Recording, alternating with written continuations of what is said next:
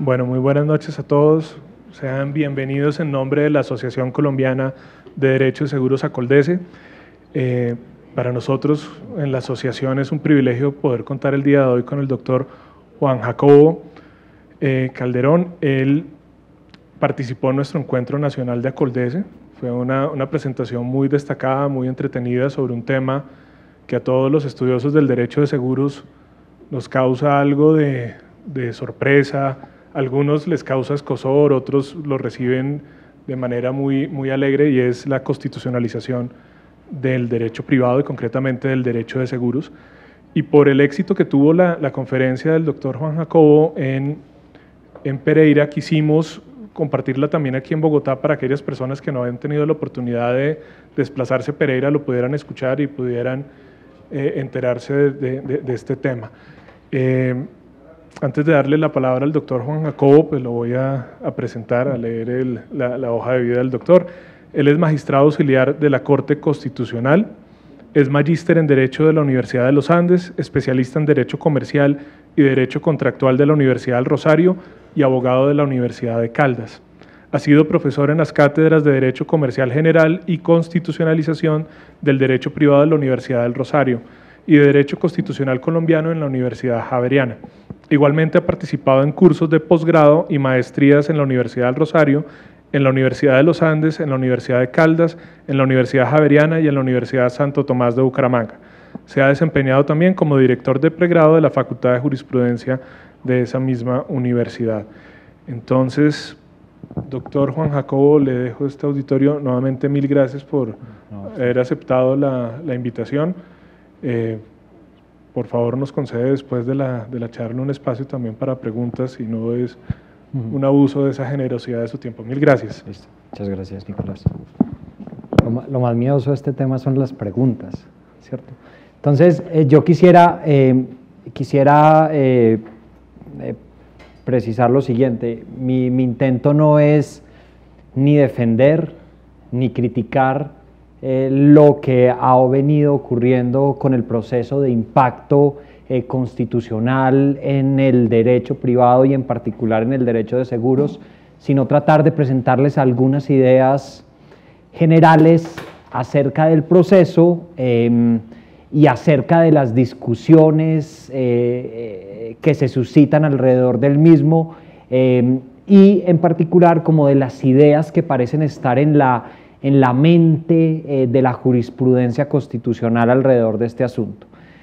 Seguramente hay muchos asuntos que se quedan por fuera, en fin, pero esa es como la idea, y quisiera, digamos, aclararlo mucho. No pretendo ni defender ni criticar la posición, sino un planteamiento fundamentalmente descriptivo y analítico, pero no por eso tibio, pero no me corresponde, no tengo ese papel de defensor o de crítico de la posición de la Corte en este momento.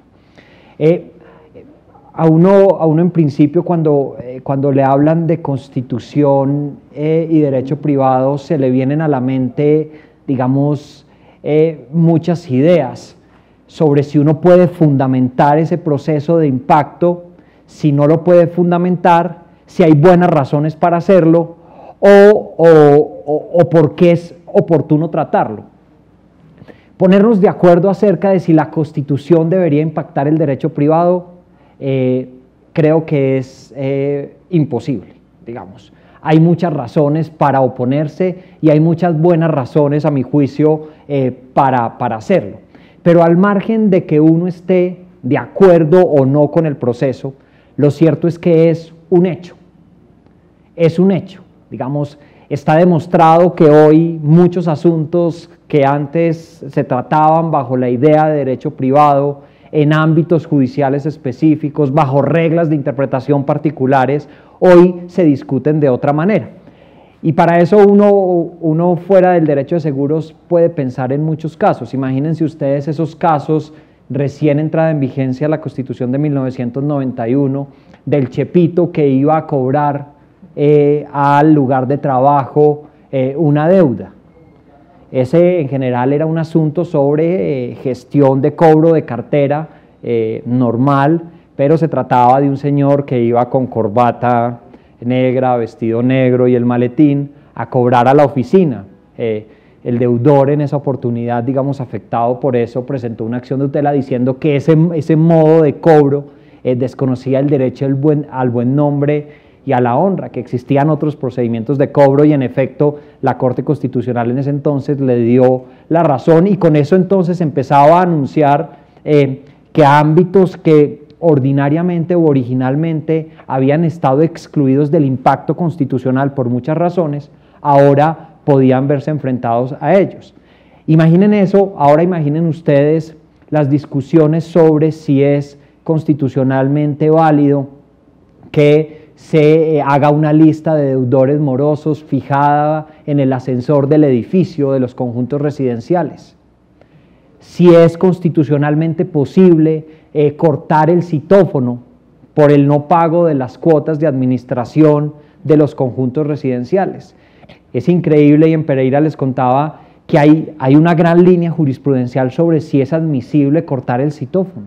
Entonces la Corte ha diferenciado según la persona propietaria de la unidad privada tenga problemas de salud o no, según la unidad privada quede muy lejos o no del acceso al conjunto residencial.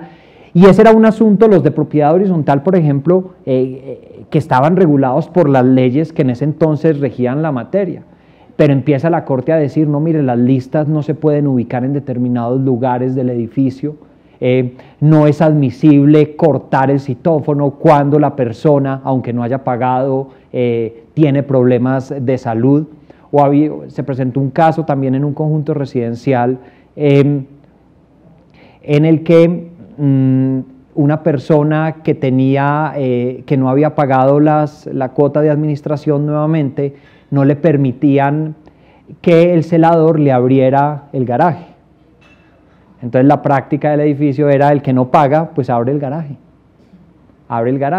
Y se discutió si era constitucionalmente admisible esa decisión, pero puros asuntos que eran asuntos, incluso habían procedimientos recogidos en el Código de Procedimiento Civil para debatir decisiones de las asambleas de copropietarios o decisiones de la administración, en fin, pero empezaron a ser conocidos a través de la acción de tutela, y adicionalmente empezaron a ser resueltos con base en normas que eran muy extrañas para ese régimen legal allí. Entonces la dignidad humana, el derecho al buen nombre y a la honra, normas además muy indeterminadas, digamos, cuyo alcance era difícil de precisar, y se empiezan a presentar además de esos asuntos otros casos. Hay un caso famoso en que un club social de esta ciudad se abstiene de vincular como hijo de socio a un hijo extramatrimonial, porque los estatutos dicen que para afiliarlo como hijo de socio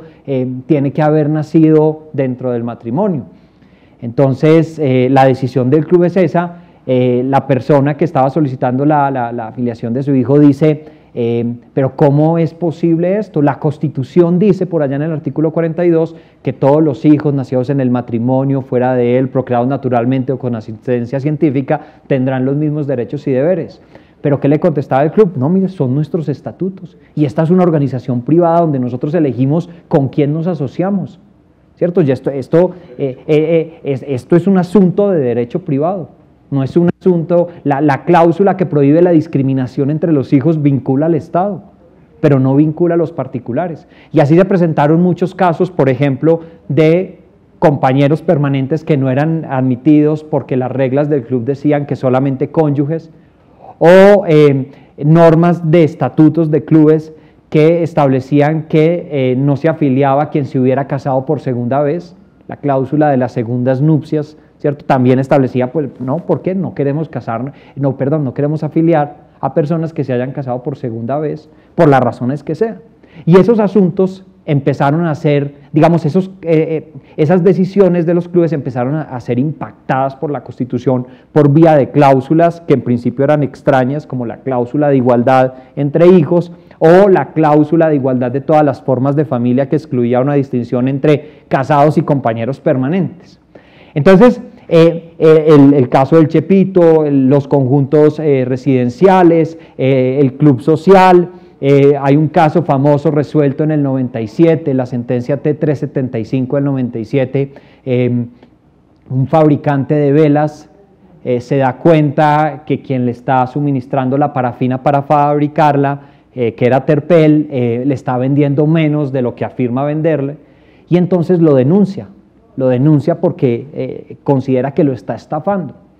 Entonces Terpel le dice, pues si es así la cosa, pues yo ya no celebro más contrato de suministro de parafina con usted, ¿cierto? En el sector no había otro proveedor de parafina. Entonces él dice, no, usted no puede abstenerse de continuar, usted no puede abstenerse de celebrar el contrato conmigo, usted no me lo puede terminar porque yo dependo de esa parafina porque no tengo otro proveedor. Le dice que no y presenta acción de tutela, y la Corte se pregunta si existe o no una obligación constitucional de celebrar ese contrato. Estas eran palabras mayores, y eran palabras mayores frente a un código civil y a un código de comercio que tienen su fundamento en buena medida en la idea de la autonomía de la voluntad y de los desarrollos específicos de la libertad de contratación. Sin embargo, la Corte le da la orden al proveedor de parafina diciendo que eso pone en riesgo el derecho al trabajo del fabricante de velas y le ordena la celebración del contrato porque no existía ningún otro proveedor. Y mientras esto empezaba, entonces, también surgían nuevos casos que empezaban a tocar el sector financiero. Entonces se presenta por allá en el año 97 la primera acción de tutela presentada por personas en contra de varias entidades financieras en Maicao que se habían abstenido de celebrar contratos porque las personas estaban incluidas en la lista Clinton. Y se empieza a discutir si los bancos tienen la obligación o no de celebrar contratos con estas personas. En ese entonces la Corte consideró que no procedía la acción de tutela y no se pronunció sobre el asunto, pero después, 2 años después, en una sentencia famosa, la SU 157 del 99, la Corte empieza a decir que los bancos pueden abstenerse de contratar siempre y cuando su comportamiento no constituya un bloqueo financiero injustificado. Y luego dice, ¿y qué constituye el bloqueo financiero injustificado? Cuando, por ejemplo, la entidad bancaria no ofrece una justificación objetiva y razonable. Justificación objetiva y razonable, eso es puro lenguaje constitucional. Si uno pone en el buscador de la Corte, digamos, la palabra razonable, le debe aparecer 4 millones de veces, porque es una palabra muy de la argumentación constitucional. Justificación objetiva y razonable. Los bancos tienen que ofrecer una justificación objetiva y razonable para abstenerse de contratar. Entonces decían los bancos en ese entonces, pero hay un artículo en el contrato de depósito en cuenta corriente bancaria que le permite a cualquiera de las partes dar por terminado unilateralmente el contrato. ¿A cuenta de que yo tengo que ofrecer una justificación objetiva y razonable para terminar un contrato de depósito en cuenta corriente bancaria o para abstenerme de celebrarlo? Sin embargo, la Corte dice es que existe un derecho constitucional de acceder al sistema financiero. Un derecho constitucional fundamental. ¿Y dónde aparece el derecho constitucional fundamental de acceder al sistema financiero? Pero bueno, terminan discutiéndose esos casos de actividad bancaria también a través de la acción de tutela. ¿Con esto qué quería decirles? Que con independencia de que uno esté de acuerdo o no con el proceso, que uno considere que existen buenas razones o no para fundamentarlo, asunto en el cual creo que no, reitero, es muy probable que no lleguemos a un consenso, lo cierto es que es un hecho. Y hoy muchísimos casos de actividad bancaria, muchísimos casos de propiedad horizontal, muchísimos casos de clubes sociales, muchísimos casos de actividad aseguradora son litigados a través de la acción de tutela y son decididos por jueces constitucionales al amparo de normas de derecho fundamental. Pese, digamos, al grito intenso de que eso se encuentra regulado por el Código de Comercio, por el derecho privado. Entonces, esto es como una introducción para decirles la importancia de esto puede estar, o porque ustedes consideran que es un proceso importante que se puede fundamentar, o porque es un hecho que está ocurriendo y que vale la pena considerar, por lo menos para comprenderlo. Bueno, dicho eso, entonces, El primer punto que yo quisiera tratar ¿es posible alguna definición de la constitucionalización del derecho privado y el derecho de seguros que haga posible nuestro diálogo?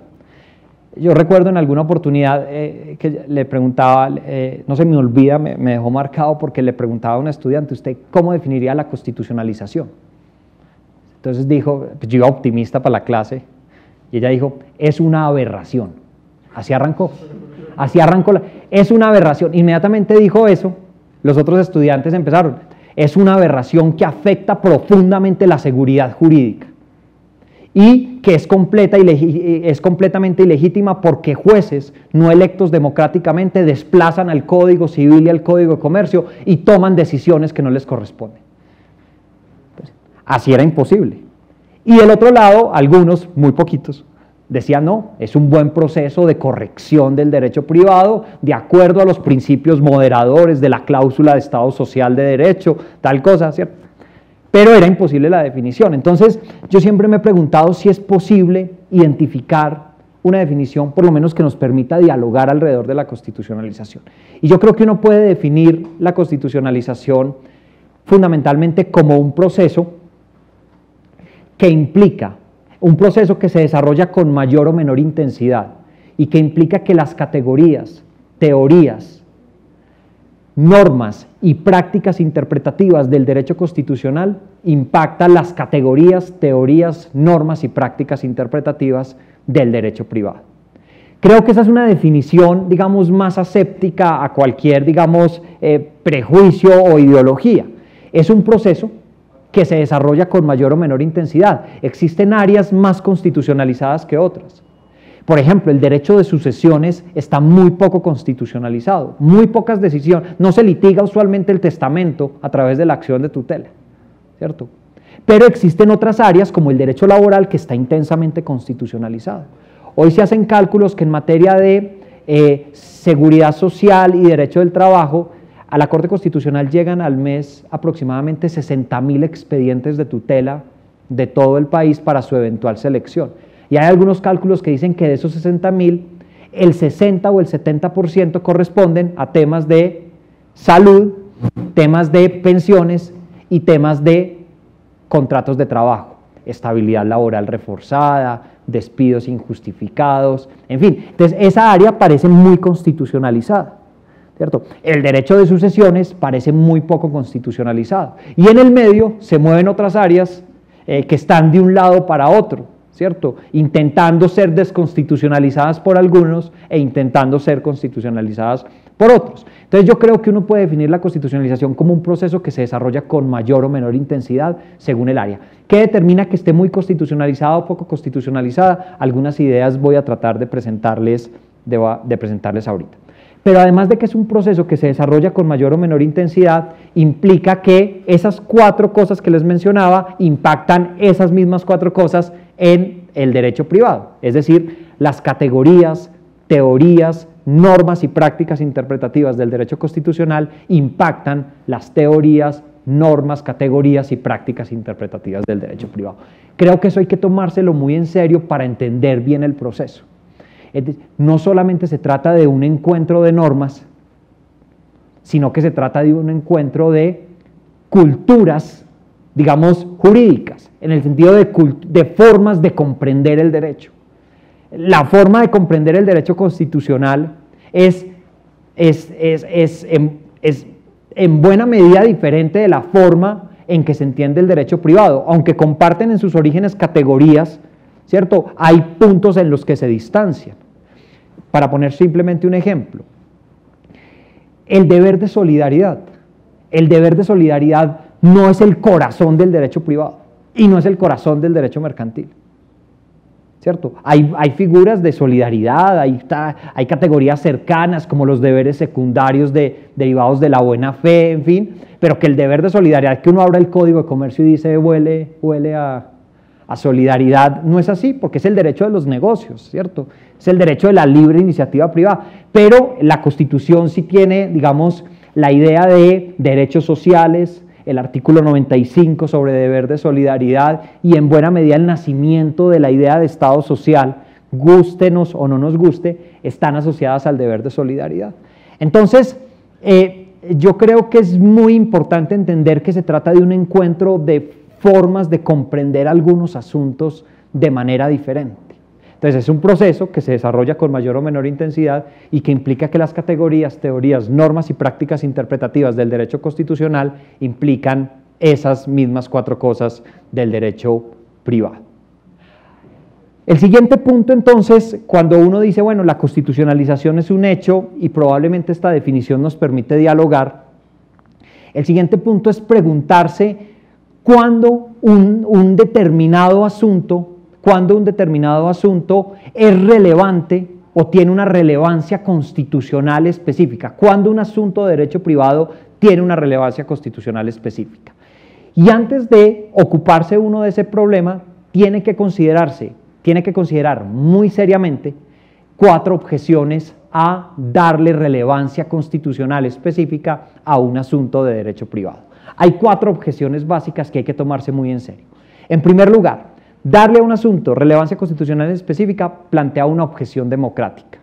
Y la objeción democrática consiste en señalar dónde está fundamentalmente regulado el derecho privado en la ley, adoptado por un órgano democráticamente legitimado previa deliberación relativamente amplia.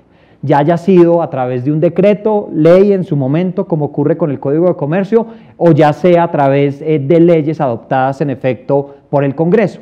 Pero cuando un asunto tiene relevancia constitucional específica, uno está diciendo que en el fondo las disposiciones adoptadas por el órgano democráticamente legitimado pueden ser desplazadas por decisiones adoptadas por jueces no electos democráticamente. Y esa es una objeción muy seria, porque además la Constitución poco dice específicamente del derecho privado, y esto se vincula con la siguiente objeción. Hay una objeción metodológica, y es ¿qué contenidos de derecho privado uno puede extraer de la Constitución? Y uno dice, bueno, hay algunos. Por ejemplo, el artículo 333 habla de libre iniciativa privada, libertad de empresa, libre competencia económica y prohibición de abuso de posición dominante, que son categorías importantes para el derecho privado, pero son categorías muy genéricas. ¿Qué ordenan o qué prohíben esas disposiciones? Definitivamente es una cuestión relativamente abierta. Y si uno lee el artículo de la propiedad privada, pues también dice poco en el sentido de decirlo específicamente. Dice que la propiedad es un derecho y que tiene una función social y una función ecológica y que no me pueden expropiar sin indemnización. Pero no dice nada más específico. Entonces, cuando uno se plantea el problema de la relevancia constitucional específica, se enfrenta a una objeción metodológica y es ¿yo qué puedo desprender de la Constitución en relación con el derecho privado? Yo puedo desprender de la Constitución que una aseguradora está obligada a celebrar un contrato un contrato de seguro con un amparo de accidentes personales con un grupo de discapacitados, ¿cierto? Lo puedo desprender de la Constitución y alguien va a decir, no, metodológicamente es imposible desprender eso de la Constitución. Entonces esta es a la objeción a la que me refiero. Entonces, una objeción democrática, esto lo tienen que decidir es el Congreso o los órganos democráticamente legitimados, no los jueces. Una objeción metodológica, es muy difícil derivar de la Constitución contenidos específicos que sean aplicables al derecho privado. Una objeción institucional que está directamente relacionada con las anteriores y es, además de quién debe adoptar las normas de derecho privado, ¿quién debe decidir los asuntos del derecho privado? Y la respuesta, y seguramente ustedes la han visto en su práctica como abogados, es esto le corresponde a la jurisdicción ordinaria o a los tribunales de arbitramiento, previo agotamiento de un proceso con unas etapas probatorias claramente establecidas, no a los jueces de tutela en 10 días con un procedimiento extremadamente informal. Entonces se plantea también seriamente una objeción institucional y es quién tiene que tomar las decisiones no sobre las normas, sino sobre la aplicación del derecho privado. Y los opositores a la Constitución dirán fundamentalmente los jueces de la jurisdicción ordinaria o los tribunales de arbitramiento, ¿cierto? Y los constitucionalizadores si se puede utilizar esta palabra, estarán diciendo, no, eso lo deberían poder también decidir los jueces de tutela. Pero entonces se trata de tres objeciones, digamos, muy relacionadas. ¿Quién toma las decisiones sobre las normas del derecho privado? ¿Qué se puede desprender del derecho privado de la Constitución? ¿Quién toma las decisiones sobre la aplicación del derecho privado? Y la última es una objeción material, que es quizás la más aguda y la más fuerte, y es, son incompatibles. El derecho constitucional, y algunos dirán, está fundado en la idea de la justicia distributiva. El derecho privado se apoya en la idea de justicia conmutativa, por ejemplo. El derecho constitucional se apoya en la idea de solidaridad. El derecho privado se apoya en la idea de libre cambio, libre iniciativa privada. ¿Cierto? Los derechos fundamentales son relevantes para las relaciones con el Estado. Los derechos fundamentales no deberían ser relevantes para las relaciones entre particulares. ¿Por qué? Porque los derechos fundamentales nacieron como un triunfo frente al poder del Estado, no como un triunfo frente al poder de los particulares. Entonces, aquí esta es la objeción, digamos, más aguda en la que generalmente surgen los desacuerdos más profundos.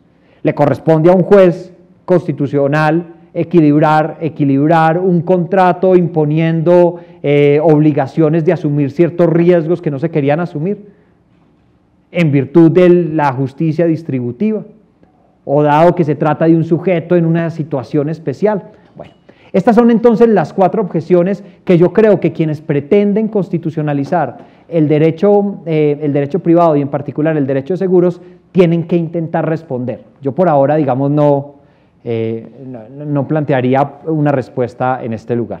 Entonces, sí. Listo.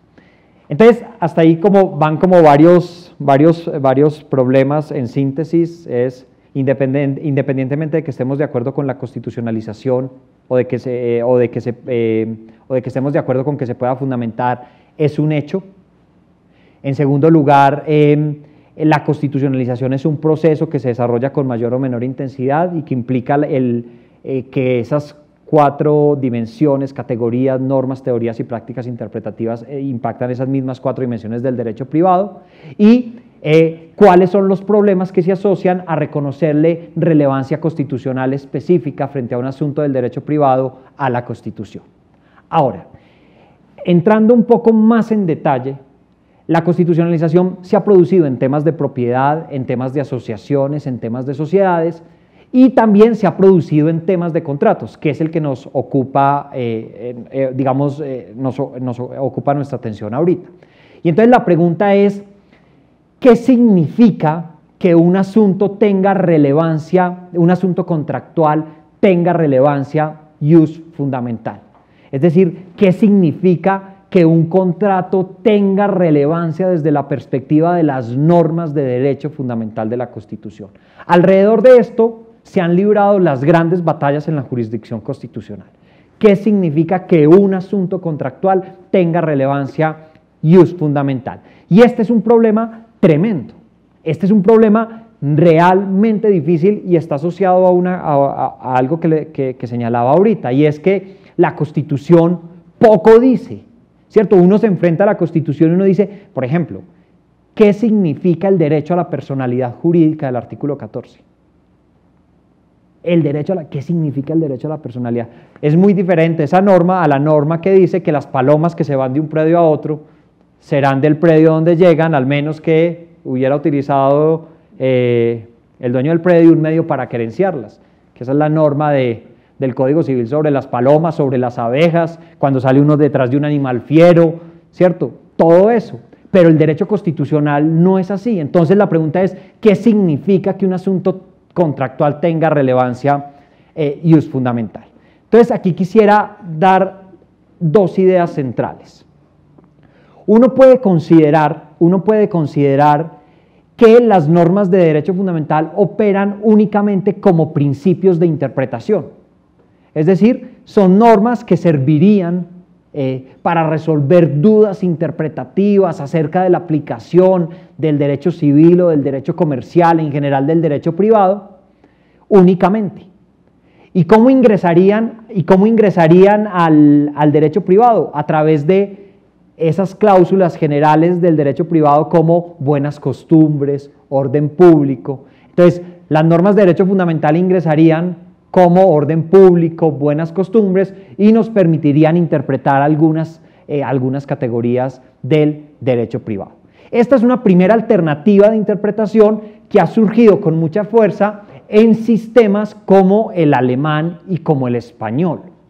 Ahora, la otra alternativa es entender que las normas de derecho fundamental operan como fundamento de derechos subjetivos. Es decir, que la Constitución hace posible que en relaciones de derecho privado, derechos fundamentales sean derechos subjetivos y no solamente principios de interpretación. Y esto es muy diferente. Es muy diferente considerar una norma de derecho fundamental como un principio de interpretación que considerarla como un derecho subjetivo oponible en una relación entre particulares. Esta idea, como les señalaba, muy dominante en sistemas, y ya les cuento por qué, como el alemán y el español, y esta reconocida con mucha fuerza por la jurisprudencia constitucional colombiana. ¿Y cuál fue la razón por la que la jurisprudencia constitucional colombiana apoya esta idea de que las normas de derecho fundamental fundamentan derechos subjetivos en relaciones de derecho privado? ¿Cierto? Es la idea del artículo 86. El artículo 86 de la Constitución resolvió, al regular la acción de tutela, el tema de si los derechos fundamentales eran exigibles como derechos subjetivos en relaciones entre particulares.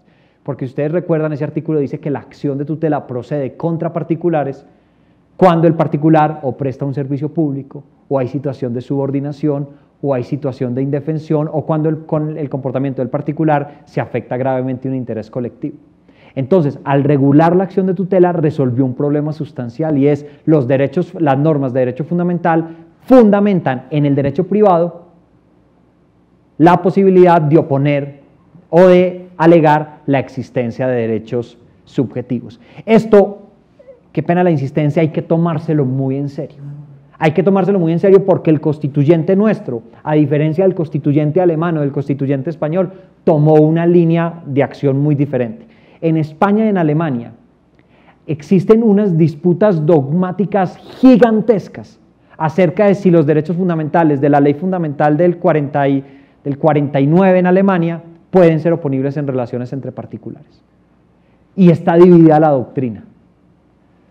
Aquí en Colombia, esa discusión teóricamente relevante se vuelve irrelevante porque el constituyente del 91 tomó una decisión diferente. Y en esas relaciones también operan los derechos fundamentales. Entonces, el primer asunto del significado de la relevancia constitucional, relevancia fundamental específica, o relevancia fundamental de los contratos, pasa por definir cuál es el papel de las normas de derecho fundamental en las relaciones de derecho privado y en los contratos. Esto quiere decir que no necesariamente es extraño que en una relación contractual alguien diga su comportamiento afecta el derecho al mínimo vital. Eso uno usualmente no encontraría una disposición del Código de Comercio que le ofrezca, hombre, esto afecta el derecho al mínimo vital.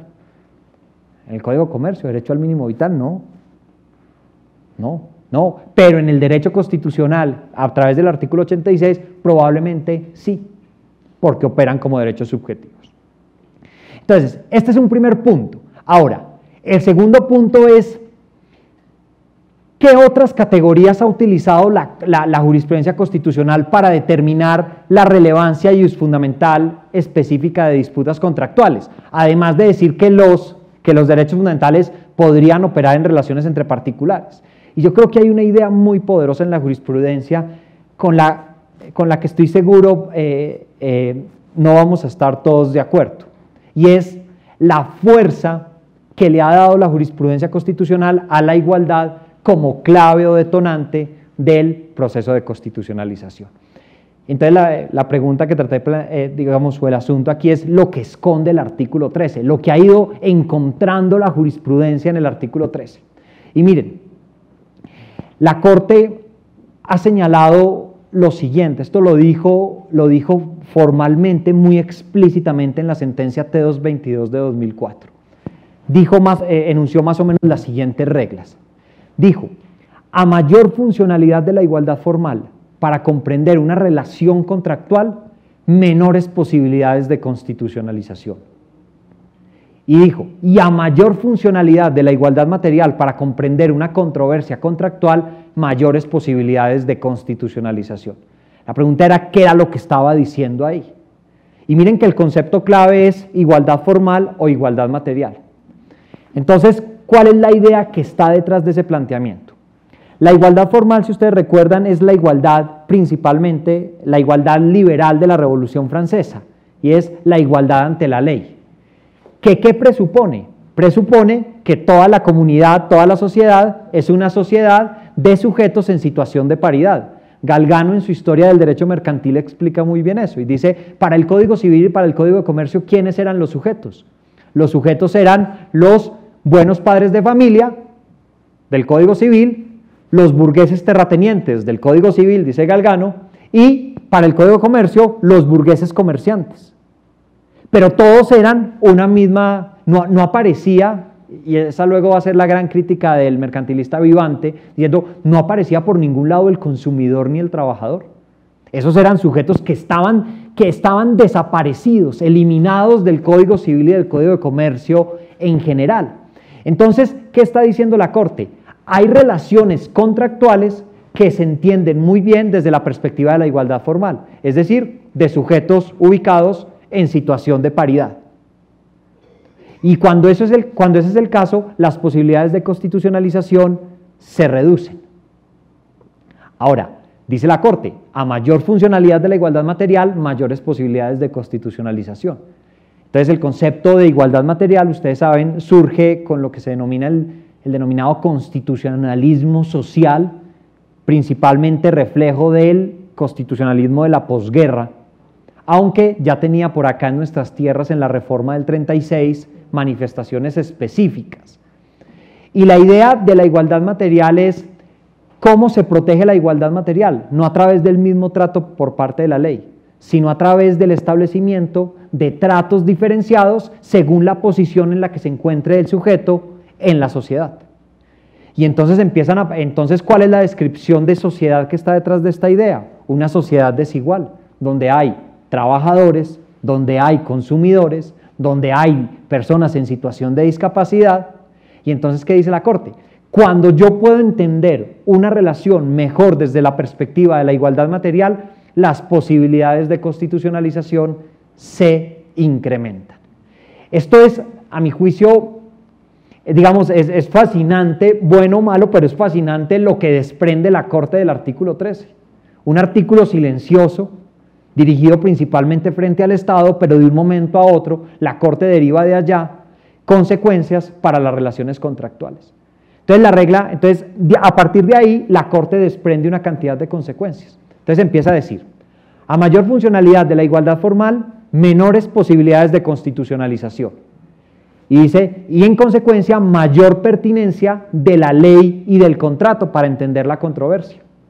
Mayor pertinencia. Entonces, con la primera resuelve cuándo tiene relevancia y es fundamental, en la segunda contesta cuáles son las fuentes. Y dice, a mayor funcionalidad de la igualdad formal, mayor pertinencia de la ley y del contrato. Y a mayor funcionalidad de la igualdad material, mayor pertinencia de la Constitución. Que no son sino corolarios de las premisas iniciales. Y luego de ello sigue, a mayor funcionalidad de la igualdad material, menores posibilidades de restringir la autonomía de la voluntad. Es decir, si yo puedo entender una relación contractual muy bien como la de sujetos en situación de paridad, menores razones para intervenir en la autonomía de la voluntad. Pero a mayor funcionalidad de la igualdad material, dice la Corte, sexta regla, mayores posibilidades de restringir la autonomía de la voluntad. Y luego dice, a mayor funcionalidad de la igualdad formal, mayor pertinencia de que mayor pertinencia de que el asunto sea conocido por la jurisdicción ordinaria. Y a mayor funcionalidad de la igualdad material, mayores posibilidades de que el asunto sea conocido por la jurisdicción constitucional. Es increíble el poder explicativo que tienen estas dos ideas en la jurisprudencia constitucional. Yo no quiero insistir porque me voy volviendo cansón con el punto, pero yo quisiera decirles, puede uno estar o no de acuerdo, Pero esas 8 reglas que les acabo de mencionar tienen un poder explicativo gigante de todo lo que ha hecho la jurisprudencia constitucional en estos 20 y pico de años. Si uno las pone a prueba, uno se va dando cuenta que en los contratos en los que la Corte ha intervenido han estado precedidos de una afirmación tal como ese sujeto se encuentra en situación de subordinación. Y cuando utiliza la categoría subordinación, en el fondo lo que está diciendo es, yo entiendo esa relación así o entiendo esa relación así. O cuando dice, ese sujeto se encuentra en situación de indefensión. Otras categorías, ese es un damnificado, esa es una víctima. Todas esas categorías parecen denotar relaciones en las que es funcional la igualdad material. Pero hay otros asuntos donde la igualdad formal se mantiene. Hubo un caso famoso en que se enfrentaron Bancolombia y Hoteles de Camerón. Y Hoteles de Camerón decía, mire, yo soy un usuario de un prestador de un servicio público que es Bancolombia. Y la Corte dijo, no, pero es que esa relación entre Hoteles de Camerón y Hoteles de Bancolombia no se entiende así, se entiende así. Que fue más o menos lo que dijo también en el caso de una fiduciaria contra Jaime Gilinski. Las expresiones de la Corte son de ese tipo. Entonces dice, es conocida la capacidad de Jaime Gilinski para reaccionar frente a los comportamientos de la fiduciaria. Entonces, ¿qué estaba en el fondo entendiendo la Corte? Bien o mal, que esa relación se explicaba así. No se explicaba así. Y todo dependiendo de la funcionalidad de la igualdad formal o de la igualdad material. De manera tal que la relevancia y fundamental específica de disputas contractuales pasa por resolver el problema de si las normas de derecho fundamental operan como principios de interpretación o operan como fundamento de derechos subjetivos. Y cuál es el alcance de que explica mejor la relación, la igualdad formal o la igualdad material.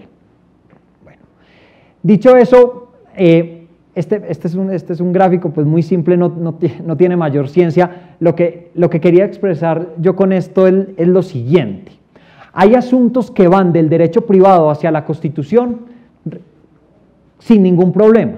Entonces, por ejemplo, hay categorías muy del derecho privado como la buena fe, ¿cierto? Que es una categoría muy de derecho privado, ¿cierto? Está expresa en muchas instituciones del Código Civil, está claramente reconocida en el Código de Comercio, que es reconocida casi que sin ningún problema por el derecho constitucional. Y la Corte echa mano, en muchos casos, de la categoría de buena fe del derecho privado para resolver asuntos de derecho constitucional. Y hay asuntos de la Constitución que transitan con cierta facilidad hacia el derecho privado y no existe mayor oposición. Digamos, la protección en general de la propiedad privada, ¿cierto? Eso no plantea mayor problema. O la prohibición de abuso de posición dominante. Es una categoría que es recibida bien por el derecho mercantil. Pero acá en la mitad, en la intersección, es donde se plantean los verdaderos problemas, donde la relevancia constitucional se vuelve muy problemática. Y vuelvo al caso que fue resuelto en la sentencia T433 del 2008, el caso del club, era el Club Los Lagartos aquí en Bogotá. Y era, hombre, este es un asunto, del hijo nacido fuera del matrimonio. Alguien dice, no, pues este es un asunto de derecho privado. Entonces mantengámoslo acá, es un asunto de derecho privado, pero a alguien se le ocurrió decir, no, este es un problema de igualdad entre hijos. No pudo transitar ni directamente para allá ni directamente para acá, sino que quedó aquí. Y aquí es donde nos disputamos la relevancia constitucional, ¿cierto? Está la aseguradora que dice, hombre, yo no celebro un seguro de vida con personas VIH asintomáticas. ¿Por qué? No, porque el artículo 1056 del Código de Comercio dice que la aseguradora a su arbitrio podrá elegir uno o varios de los riesgos a los que estén expuestas la causa o el interés asegurado. Frenosa, en su libro del contrato, explica que eso parece reconocer una doctrina anglosajona, que es que las aseguradoras en materia de elección de riesgos pueden hacer lo que se les venga en gana. Entonces, ese asunto parecería hacer acá, pero de un momento a otro alguien dice, no, pero es que usted no quiere celebrar un contrato con un grupo especialmente protegido que lo requiere para que un banco le preste dinero para acceder a una vivienda subsidiada. Ese asunto tiene relevancia ius fundamental, porque está en juego el derecho a la igualdad y el derecho a la vivienda digna, ¿cierto? Mientras tanto, la aseguradora con buen criterio dice, no, este es un asunto de por acá. Pero están allí y estamos entonces en el problema de la relevancia fundamental. Entonces, categorías que transitan fácil del derecho privado al derecho constitucional, categorías que transitan fácil del derecho constitucional al derecho privado, pero un gran problema de categorías que se quedan en la intersección a través de la disputa de la relevancia y uso fundamental. Bueno, dicho esto, entonces, uno podría hacer como un enunciado de los grandes efectos de la constitucionalización del derecho privado. Es decir, de aquellos, cuando un asunto tiene relevancia y fundamental específica, pues eso genera unos efectos. Y creo que los tres grandes efectos en general de la constitucionalización son los siguientes. Primero, la reconfiguración específica del sistema de fuentes del derecho privado. Si ustedes leen los primeros 9 artículos del Código de Comercio, el primer artículo es: los asuntos mercantiles y los comerciantes se regirán por la ley comercial y en su defecto por analogía de sus normas. Y el segundo dice: en lo que no se le pueda aplicar la regla anterior se aplicará la ley civil. Y el tercero dice: costumbre. El cuarto, estipulaciones contractuales. Por ninguna parte se menciona la Constitución. Y eso es usual en los códigos que fueron expedidos antes de la Constitución de 1991. Hoy la redacción, por ejemplo, del Código Penal, del Código General del Proceso, del Código de Procedimiento Administrativo, es muy diferente. Pero los códigos anteriores, y en particular los de derecho privado que no se han renovado directamente, ¿cierto? Más allá de algunas regulaciones específicas como las leyes de insolvencia, en fin, pero que no han sido objeto de gran renovación, siguen funcionando con el sistema de fuentes anterior. Entonces, la reconfiguración del sistema de fuentes del derecho privado implica que la Constitución opera en verdad como una fuente a pesar de que no esté mencionada en esos 9 artículos. La incorporación de nuevos métodos de interpretación. Esto es un reflejo de lo que les mencionaba hace un momento sobre que la Constitución es un proceso que implica que categorías, normas y prácticas interpretativas del derecho constitucional impactan eso mismo. Y entonces empiezan a aparecer cosas como las siguientes. Miren, uno puede leer el Código Civil y el Código de Comercio fundamentalmente como un conjunto de reglas relativamente sistemáticas. ¿Qué quiere decir que sean reglas? Que tienen un supuesto de hecho relativamente clara y una consecuencia clara. El ejemplo típico es el de las palomas o el de las abejas. O un ejemplo en materia de derecho mercantil, el artículo 1058 sobre reticencia y nulidad relativa. O sobre la cesantía mercantil en el contrato de agencia. Dice la 12ª parte del promedio de las utilidades, tal cosa, tal cosa. Y así funciona también el Código Civil. Pero cuando uno se enfrenta a la Constitución se da cuenta que las normas funcionan de manera diferente. Son normas con altísimos niveles de indeterminación, por lo menos las normas que son relevantes para el derecho privado, las de la relevancia y uso fundamental, con altísimos niveles de indeterminación. Es decir, cuyo supuesto de hecho no se puede identificar con total claridad. ¿Cuál es el supuesto de hecho del derecho al libre desarrollo de la personalidad? La idea que si uno es persona tiene derecho al libre desarrollo de la personalidad. ¿Cuál es el supuesto de hecho del derecho al mínimo vital o de la dignidad humana? ¿Cierto? Es muy complicado. Y así, ¿cuál es el supuesto de hecho del derecho a la igualdad? Es también muy complicado, muy complicado. Entonces, el encuentro de dos sistemas normativos con estructura tan diferente implica la aparición de nuevos métodos de interpretación. Si uno tiene una controversia de derecho privado, uno ordinariamente, ¿cómo va a leer el Código Civil y el Código de Comercio? Con la Ley 153 de 1887. La Ley 153 de 1887 está pensada para estatutos de normas con estructura de reglas. Norma posterior, norma especial, ¿cierto? Norma general, en fin. Pero la Constitución no funciona así. Y entonces empiezan a aparecer métodos de interpretación diferentes, ¿no? Para saber si el banco que decidió cobrarle a una persona que había sido secuestrada durante el año anterior desconoció sus derechos fundamentales, se requiere aplicar un juicio de proporcionalidad. ¿Juicio de proporcionalidad? ¿Dónde está la categoría de proporcionalidad en el derecho privado? La proporcionalidad en el derecho privado aparece eventualmente para definir algo de las cláusulas abusivas. Dicen que hay una desproporción significativa entre los derechos y las obligaciones de las partes, pero que la proporcionalidad y el juicio de proporcionalidad esté ahí presente, que usualmente lo utilicemos para resolver asuntos de derecho privado, no, pero la proporcionalidad es una categoría central en el derecho constitucional contemporáneo. Entonces aparecen nuevos métodos de interpretación o aparecen asuntos como eso hace parte del contenido esencial de un derecho fundamental. Contenido esencial. Cuando uno quiere terminar una controversia de derecho constitucional, uno tiene que decir que algo hace parte de su contenido esencial. Y dice eso, se acabó la discusión. Hace parte, nadie más dice nada. Nadie más dice nada.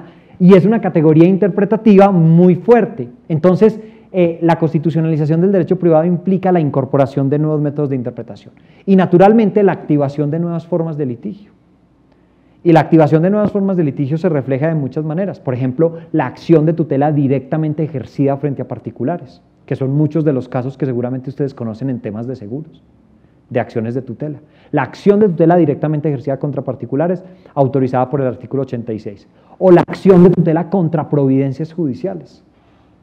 Hoy la jurisprudencia constitucional ha reconocido que hay que hay cerca de 15 eventos en que la acción de tutela procede contra providencias judiciales de derecho privado. Y hoy se cuestionan decisiones adoptadas por los jueces civiles o decisiones adoptadas por los tribunales de arbitramiento. ¿Qué defecto sustantivo, qué defecto fáctico, qué defecto orgánico, procedimental, violación del precedente, exceso ritual manifiesto? Y esa es una nueva forma de litigio. Y muchos asuntos de derecho privado y derecho comercial terminan litigándose a través de esa vía. Entonces, estos son como los tres grandes efectos de la constitucionalización del derecho privado y en particular de la relevancia ius fundamental de una disputa contractual. Ahora, esa es como, digamos, una parte relativamente general del proceso de constitucionalización.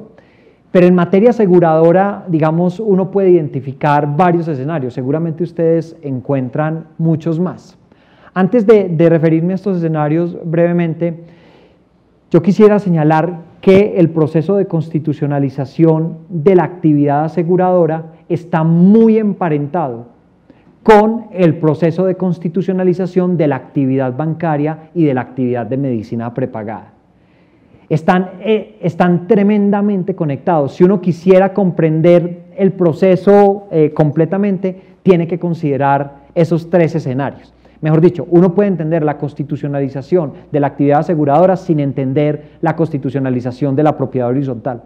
Pero creo que no la puede entender sin comprender la constitucionalización de la actividad bancaria y de la actividad de medicina prepagada.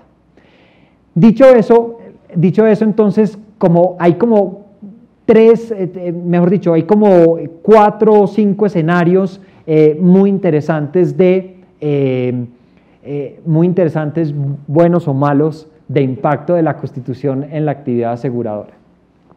El primero es el relacionado con la libertad de contratar y de seleccionar los riesgos, que por ahí empezaron las discusiones. La primera discusión cercana, que no aparece mencionada acá, pero cercana a la actividad aseguradora, fue la validez de las cláusulas genéricas de preexistencias en contratos de seguro de salud. Eso venía discutiéndose en contratos de medicina prepagada, pero en la sentencia T-118 del 2000, la Corte empieza a decir que la doctrina sobre las cláusulas genéricas de preexistencias de medicina prepagada se extiende también a seguros de salud. Y ahí lo que estaba impactando en el fondo era la libertad de seleccionar los riesgos, porque esas cláusulas genéricas de preexistencias, digamos, intentaban delimitar los riesgos. Eso entonces, la T-118 es como el punto de irrupción entre el punto de contacto entre constitucionalización de medicina prepagada y constitucionalización de actividad aseguradora propiamente dicha. Y después de esa sentencia empiezan a disputarse el alcance del artículo 1056. La sentencia T-1165, se las mencionaba ya, es el caso famoso de unas personas que solicitan un crédito de vivienda y el banco les dice, en efecto, nosotros podemos celebrar el contrato de mutuo con ustedes siempre y cuando ustedes consigan celebrar un seguro que contemple amparo de incendio, amparo de terremoto y un amparo de vida. Ellos van donde una aseguradora y la aseguradora les dice, hombre, incendio y terremoto, pero les dice, vida no. ¿Por qué? No queremos, ese no es un riesgo. En la respuesta a la acción de tutela, ellos dicen el artículo 1056. Claro, ¿qué entendía probablemente la aseguradora? La Corte Constitucional va a entender que esta es una relación que se entiende muy bien desde la perspectiva de la igualdad formal y en consecuencia cuáles son las fuentes aplicables. La ley y el contrato, las restricciones a la autonomía de la voluntad son inviables en este asunto porque el artículo 1056, y esto se va a conocer seguramente en la jurisdicción ordinaria. Pero resulta que la Corte dice, esta relación entre aseguradora y estas personas, ¿cómo se explica? No, aquí hay una relación de indefensión. Una relación de indefensión. Y cuando dice una relación de indefensión, no solamente está resolviendo el problema de si la acción de tutela puede presentarse en contra de un particular, está también modificando la imagen de la relación contractual y está diciendo, esa relación contractual se entiende así y no se entiende así. Y entonces el artículo 1056, que era el artículo de lujo de la defensa de la aseguradora, empieza a desaparecer. Y la Corte empieza a decir, no, aquí hay un gran problema de igualdad y de protección de la vivienda digna. Igualdad y protección de la vivienda digna, pero si el artículo 1056 resuelve esto perfectamente. Resuelve y está en el corazón de la actividad, como lo explica Frenosa, le deja a uno claro que eso está en el corazón de la actividad aseguradora. Y dice la Corte, no, aquí no podían abstenerse de celebrar este contrato con estas personas. ¿Cierto? ¿Por qué eligieron incendio y terremoto y no vida? De hecho, la Corte utiliza unos argumentos que desde la perspectiva de la técnica aseguradora son muy problemáticos. Yo a veces he pensado, y lo digo con mucho respeto, que esta sentencia se podría denominar algo así, de todas maneras todos nos vamos a morir. Porque la corte dice, pues si le dio incendio y terremoto, ¿por qué no vida? Y dice, si a los otros les dan vida, ¿por qué a ellos no? Pues, y lo que uno entiende poniéndose en la posición de la aseguradora, pues lo que estaban calculando era cuándo se iba a morir, natural, que es el corazón del amparo de vida. Entonces, y la Corte dice, se tutelan los derechos y ordeno celebrar en condiciones de igualdad. Es un secreto hasta ese momento qué significa celebrar en condiciones de igualdad. ¿Estaría la Corte simplemente dando una orden de contratación? ¿O lo que estaba diciendo la Corte era que tenía que celebrar el contrato sin poder ajustar la prima? Es decir, tenía que buscar un grupo comparable, eliminar la consideración de que eran VIH asintomáticos y celebrar el contrato sin considerar la prima. Celebrar en condiciones de igualdad. ¿Qué significa celebrar en condiciones de igualdad? En esa sentencia parece ser aclarado por la 1118 del 2002. La 1118 del 2002 no se refiere por ninguna parte a la 1165. La 1118 era el caso de la solicitud de un seguro de accidentes personales de unas fundaciones de discapacitados de Cali ante la aseguradora La Previsora. La aseguradora La Previsora se negó invocando el artículo 1056, luego en el trámite de tutela la Previsora envió una comunicación a la Corte diciendo, no, ahora sí. Claro, estaba intentando que la Corte declarara eventualmente un hecho superado, porque ya había desaparecido la violación. La Corte en la sentencia dice, esto habla muy bien de la aseguradora, sin embargo la Corte se va a pronunciar, ¿cierto? Y entonces examina el asunto y ¿qué dice la Corte? La Corte dice, procede la acción de la sí, hay situación de indefensión. Y aquí se emparenta con una figura de la actividad bancaria, y es la siguiente. La Corte, yo les mencionaba, había dicho en actividad bancaria que un banco podía abstenerse de celebrar un contrato siempre y cuando ofreciera una justificación objetiva y razonable. Aquí la Corte dice, las sociedades aseguradoras, a pesar del artículo 1056, pueden abstenerse de celebrar un contrato si, solo si ofrecen una justificación objetiva y razonable. Y dice, y no es una justificación objetiva y razonable en virtud del artículo 13, que ordena proteger a los disminuidos físicos o sensoriales, invocar la condición de discapacidad de estas personas. ¿Qué ordena la Corte? La Corte ordena cotizar. Entonces, Entonces, ¿qué está haciendo? Está ordenando celebrar un contrato, pues porque eso es una oferta que en principio es irrevocable, pero le permite, le confiere un margen de acción a la aseguradora para definir la prima. Esto es lo que me permite a mí afirmar que la 1165 no permitía variar la prima y que la 1118, al cambiar la orden, implicó un giro frente a la restricción inicial, que era celebre en condiciones de igualdad, ahora es cotice. Bueno, no tenemos tiempo de revisarlas todas. Estas son otras dos que son muy parecidas, pero en las que se reflejan algún giro. Este era tres aseguradoras que se abstuvieron de expedir una póliza judicial que requería una persona que había demandado en un proceso penal como tercero civilmente responsable a otra aseguradora. Y las tres aseguradoras, esto no quedó definitivamente probado, al parecer tenían un acuerdo de que cuando el demandado era una aseguradora, no expedían la póliza judicial. Yo no sé si eso es cierto o no, la Corte lo sugirió y dijo que las entidades aseguradoras no habían ofrecido una justificación objetiva y razonable. Y utiliza la Corte, creo que una de las expresiones cumbre, se volvió casi una leyenda sobre constitucionalización de la actividad aseguradora, porque dijo: en esta oportunidad las aseguradoras no ofrecieron ninguna razón diferente a la autonomía de la voluntad, y eso no es constitucionalmente admisible. Recogía esa idea, que es muy fuerte, recogía esa idea en buena medida lo que venía. Solamente invocaron la autonomía de la voluntad y esto no es constitucionalmente admisible. Y le ordenó a las aseguradoras, a la que fuera la persona, a que le expidieran la póliza judicial. Hay un salvamento de voto del doctor Álvaro Tafur que luego se va a reflejar en la posición mayoritaria de Tafur en la sentencia T416 del 2017. En la sentencia T416 se trataba de un caso de una asociación de propietarios que demandaron a la Dirección Nacional de Estupefacientes en un proceso ejecutivo.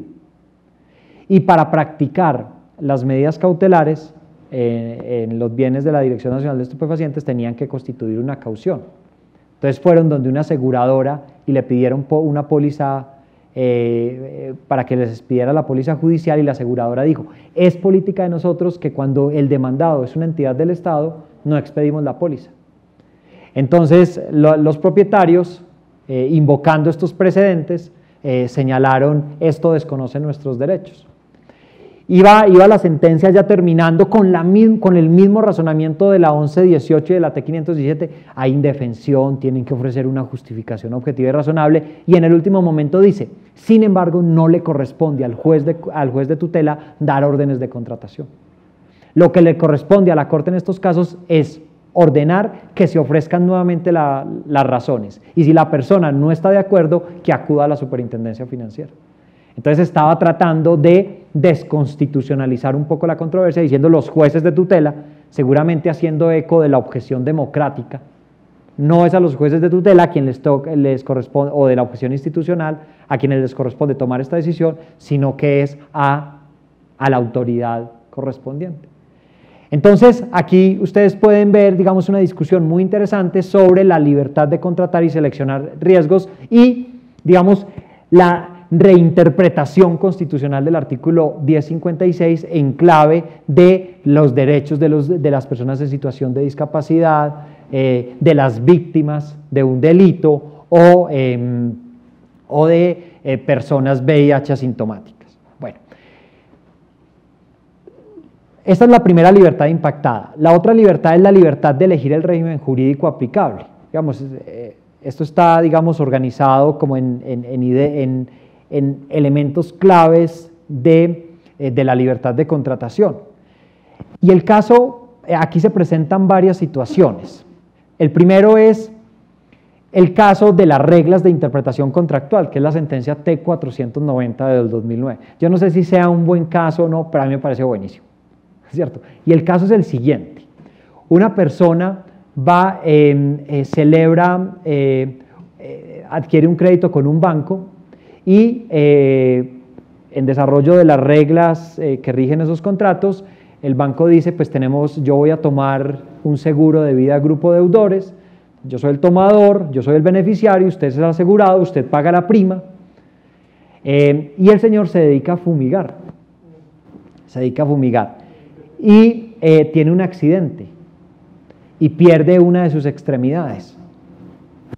Entonces va donde el banco y le dice, hombre, tenemos que reclamar esto, ¿cierto? Porque se configura uno de los amparos que están establecidos en el seguro, el amparo de invalidez, incapacidad total, y decía, cuando la persona no pueda, entonces dijo la aseguradora, pues vamos a ver el contrato, y el contrato decía, cuando la persona no pueda ejercer ninguna actividad remunerada. Entonces usted puede ejercer otras actividades remuneradas, probablemente no puede fumigar, pero usted puede ejercer otras actividades. Sí, pero ahora, la disposición es clara, la disposición del contrato es clara. Cuando yo leía la cláusula, leyendo las sentencias, yo decía, no, probablemente lo que quiso cubrir aquí la aseguradora es o cuando se muriera o cuando quedara en estado vegetal, ¿cierto? No más, por eso que no pueda ejercer. Y era una delimitación relativamente clara del riesgo. Entonces, el señor presenta acción de tutela y dice, esto no se puede interpretar así. La Junta Médica Laboral había dicho que tenía una incapacidad de cerca del 90-80%. ¿Y qué dice la Corte? La Corte dice, era una disposición dudosa. A mi juicio no era una disposición dudosa la del contrato. Podría ser una mala disposición, pero no era dudosa, era clara la delimitación del riesgo. Pero la Corte dice, bueno, y entonces, ¿qué le dirían a uno las reglas de interpretación del Código Civil? ¿Cierto? Que si es claro, ¿cierto? Hay que atender, digamos, su tenor, ¿cierto? Porque si fuera ambigua se interpreta en contra de quien la redactó, pero este no era el caso. Y a pesar de ello, la Corte dice, esta disposición para proteger adecuadamente los derechos de esta persona que se encuentra en esta situación debe entenderse como que no pueda ejercer una actividad remunerada para la cual esté preparada. Y le ordenó a la aseguradora pagar el saldo del crédito. Entonces, ¿qué hizo la Corte? La Corte impactó las reglas de interpretación contractual, ¿cierto? En virtud de una interpretación fundada en la necesidad de proteger a esta persona. Bueno, lo que ha generado en el último tiempo quizás el mayor grado de litigio constitucional es el problema de la reticencia. Y parece que existen como dos, mejor dicho, para serles franco, y esto lo representa, hay una gran disputa en la jurisprudencia constitucional actualmente sobre este punto. Posiciones en un sentido, estas, y posiciones en otro sentido, la aclaración de la magistrada Ortiz en esa sentencia, el salvamento del doctor Luis Guillermo Guerrero en esta sentencia y la sentencia T570 del 2015. ¿Y cuál es la discusión? La discusión es qué pasa cuando, ustedes lo conocen mucho mejor, qué pasa cuando la persona ha sido reticente, fundamentalmente en seguros de vida grupo deudores, ha ocultado información evidente, pero la aseguradora o el banco se abstuvieron de realizar un examen médico previo. Esto en contratos de medicina prepagada estaba clarísimo y la Corte había dicho, las empresas de medicina prepagada tienen la obligación, tienen la carga de hacer exámenes médicos previos para excluir enfermedades, No pueden utilizar cláusulas genéricas de preexistencias. Ahora la pregunta era si esto podía extenderse a seguros, digamos a actividad aseguradora propiamente dicha. Y aquí se están moviendo estas sentencias. Entonces, algunas sentencias, las primeras, han sostenido que la aseguradora tiene un deber de verificación, incluso deber de comprobación del estado de salud. Y si la persona, algunas de ellas sostienen, no todas, si la persona fue evidentemente reticente, no importa. No importa si no se cumplió el deber de comprobación o deber de verificación. Guerrero ha reaccionado frente a esto diciendo, usted no puede extender reglas que nacieron en medicina prepagada, donde lo que está en juego es muy diferente, a actividad aseguradora propiamente dicha. No se pueden extender. Porque adicionalmente hay una disposición que el artículo 1158 del Código de Comercio, que prevé que no existe ninguna carga de las aseguradoras para realizar ese examen. Lo ha venido citando en el último tiempo con mucha fuerza. Entonces, hoy hay un gran debate sobre la interpretación de una disposición que es central para la actividad aseguradora, que además está fundada en un análisis económico, en el análisis económico del derecho, ¿cierto? Este es un mercado asimétrico, donde una persona tiene mucha información, que es el que sufre la dolencia, y otra persona que tiene poca información. Lo que hace la Corte es asignarle la carga de búsqueda de información a aquel a quien más le cuesta, con esta regla. Y esto podría ser problemático. Yo no sé cuál tiene la razón, pero lo cierto es que hoy este es uno de los asuntos más disputados en la Corte. Y hay sentencias en un sentido y sentencias en otro sentido, y la Corte no se ha puesto por ahora de acuerdo. Síganle la pista, no hay sentencia de unificación en este punto.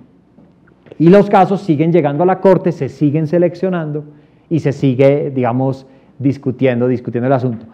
Probablemente en el futuro la Corte tendrá que evaluar si es pertinente adoptar una sentencia de unificación para definir la regla en un sentido u otro. Pero son sentencias muy explosivas en que las sociedades aseguradoras se defienden diciendo, pero mire el artículo 1058, pero fue claramente reticente. Hay casos del 2000 en eventos de medicina prepagada donde la persona venía padeciendo diabetes e hipertensión arterial durante 20 años.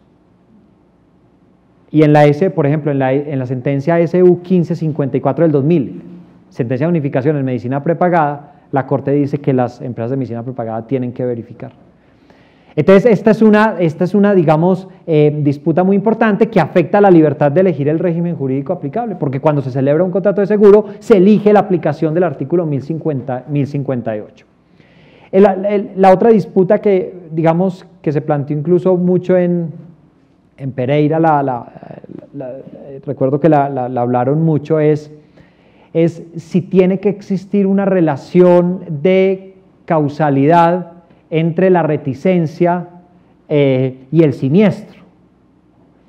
Entonces, lo he denominado el caso, digamos, de las reglas de formación del contrato, del consentimiento, porque las aseguradoras en estos casos dicen, ¿qué pasa si el siniestro no tiene nada que ver con la reticencia? Entonces dicen las aseguradoras, no importa, porque la reticencia afecta todo el vínculo contractual desde el principio, en su génesis. Es una regla de formación del contrato que le permite determinar a la aseguradora si celebra el contrato o no, y en caso de celebrarlo, en qué condiciones. ¿Cierto? Pero hay un sector de la Corte en esta sentencia, T720 del 2013 y T370 del 2015, en la que sostienen que si no hay relación, digamos, una relación entre el siniestro y la reticencia, no se puede alegar la reticencia por parte de la aseguradora. Entonces, si la persona fue reticente sobre que había sufrido un cáncer, pero lo que ocurrió fue que tuvo un accidente diferente, no lo podrían alegar. Eso afecta las reglas de formación del contrato.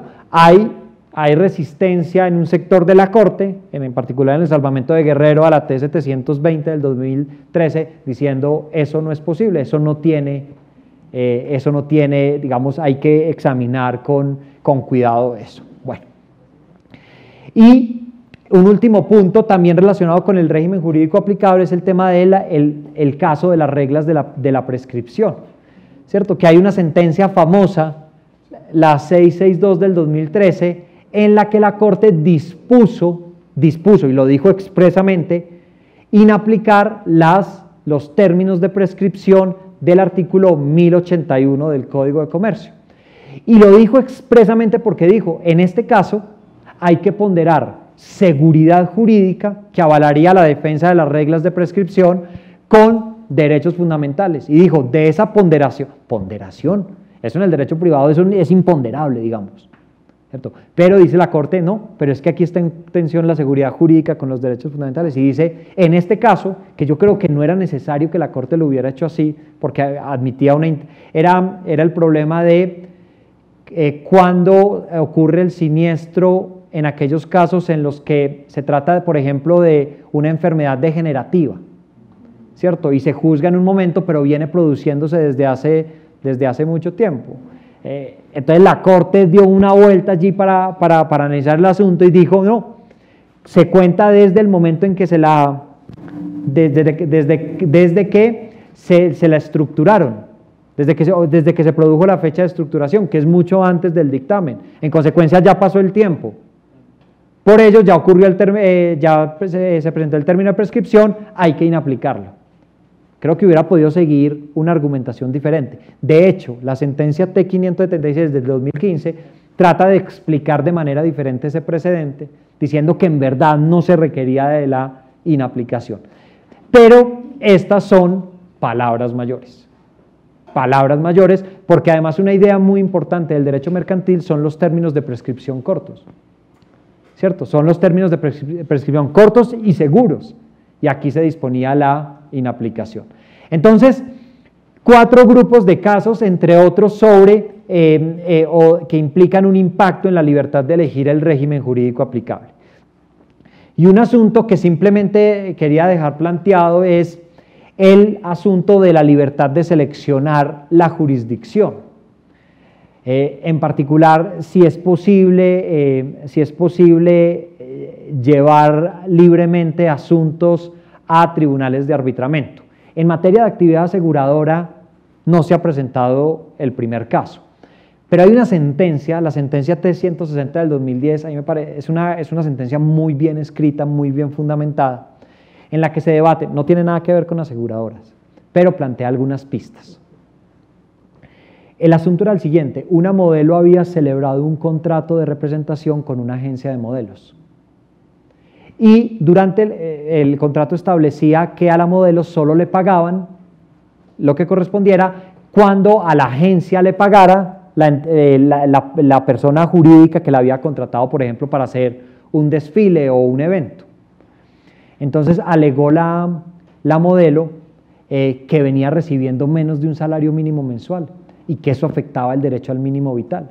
Alegaba adicionalmente que ese contrato tenía una cláusula de exclusividad, entonces que eso le impedía contratar con otras agencias.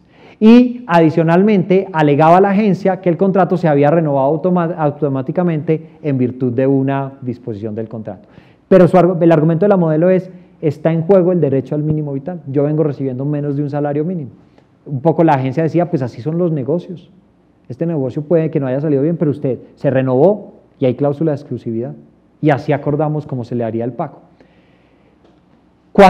Entonces ella presenta acción de tutela invocando el derecho al mínimo vital, y la agencia dice, esto tiene una cláusula compromisoria, entonces esto usted no lo puede llevar al juez de tutela, esto se tiene que resolver ante un tribunal de arbitramiento. Era una discusión difícil que la Corte no había examinado hasta ese momento. Y la Corte dijo lo siguiente, en los asuntos que tengan relevancia ius fundamental, el juez de tutela tiene competencia a pesar de la cláusula compromisoria. En los asuntos exclusivamente económicos, el tribunal de arbitramiento tendría competencia. Entonces hizo una distinción y privó en buena medida de algunos efectos a la cláusula compromisoria. ¿Y qué orden dio la Corte? Le dio la orden a la agencia de terminar el contrato. Y dijo, pero los asuntos económicos sobre cuánto le deben a la modelo, en fin, tendrían que resolverse a través de un tribunal de arbitramiento.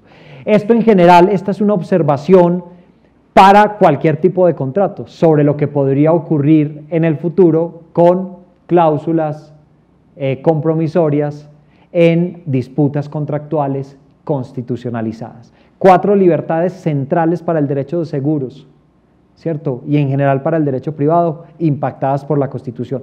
Y todo esto tiene detrás, y con esto termino, tiene detrás la idea de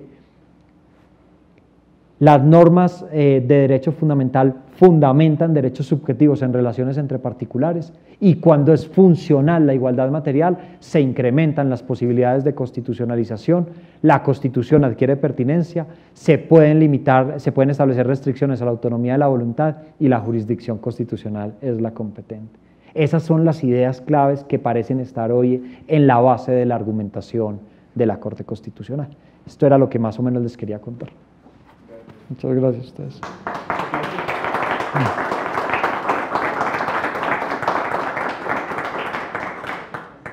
Doctor Juan Jacobo, muchísimas gracias.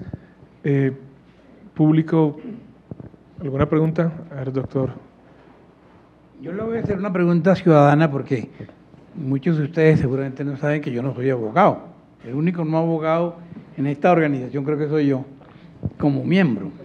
Entonces le voy a hacer una pregunta ciudadana.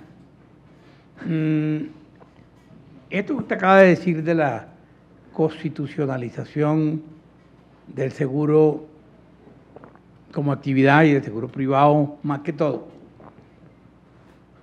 a mí me parecería que es aplicable a muchos otros sectores. Yo si fuera petrolero me estaría preguntando si no hay cosas para decir ahí que tienen que ver con mi actividad petrolera.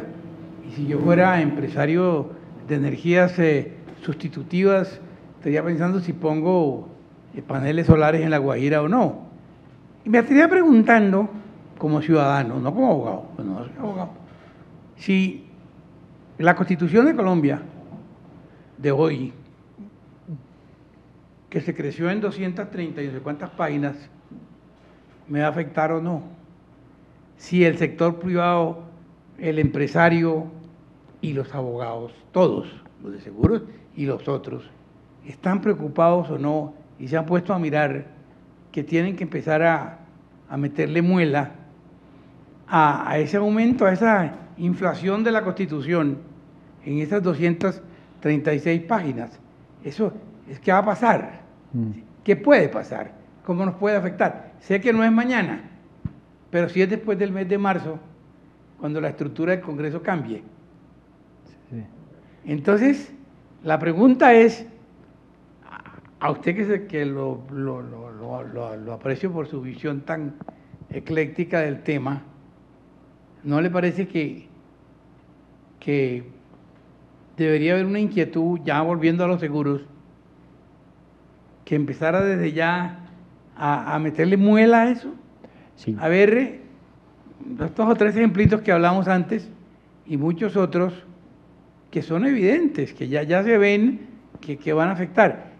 ¿Tienen algún comentario, algo que nos pueda ilustrar un poquitico más? Yo diría lo siguiente, yo no creo por lo que decidió la Corte la semana pasada, ¿cierto?, al definir el alcance del Acto Legislativo 2 de 2017, que las 310 páginas de los acuerdos se hayan incorporado ni a la Constitución, ¿cierto?, ni a lo que se denomina bloque de constitucionalidades. No creo que haya sido la decisión de la Corte. La decisión de la Corte es en general, en esto es que es muy difícil opinar porque la sentencia completa no ha salido, solo está el comunicado de prensa de la Corte. Pero si uno lee el comunicado de prensa de la Corte, aunque le da un valor importante a los acuerdos, porque dice que, por ejemplo, no se pueden desconocer sus fines, le reconoce a las autoridades competentes un amplio margen para elegir medios para su implementación.